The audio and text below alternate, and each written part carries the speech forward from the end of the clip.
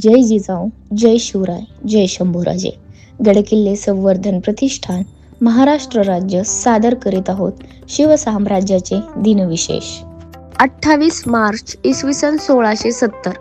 आग्र्याहून सुटल्यानंतर छत्रपती शिवरायांनी उठवलेल्या वादळी झंझावाताला रोखण्यासाठी औरंगजेबाने मुघल सरदार दाऊद खानला दख्खनमध्ये पाठवले. आजच्या दिवशी दाऊद खान फौज फाटा घेऊन नगरला पोहोचला. 28 मार्च इसवी सन 1683. छत्रपती संभाजी महाराजांचे सरदार नारोजीराव यांनी धारूर किल्ल्यावर चाल केली. छत्रपती संभाजी महाराजांच्या हुकमानुसार मराठे वराडपर्यंत मुलुकगिरी करत होते. मराठ्यांच्या मुलुकगिरीत त्यांची अनेक ठिकाणी मोगलांशी चकमक उडे. छत्रपती संभाजी महाराजांच्या नारोजी नावाच्या एका सरदाराने धारूर किल्ल्यावर आपल्या सैन्यासह चाल केली. किलअदार खान या किल्लेदाराशी सामना झाला. 100 मराठी सैन्य मारले गेले. किल्लेदारांनी त्यांची डोकी कापून मनोरा रचला. 13 लोकांना जिवंत पकडले.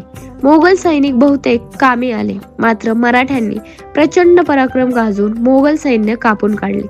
छत्रपती संभाजी महाराजांच्या सूचनेनुसार मराठी सरदारांचा एल्गार जबरदस्त होता. 28 मार्च इसवी सन 1737. बाजीराव पेशव्यांनी दिल्लीवर हल्ला करून मोगलांचा पराभव केला.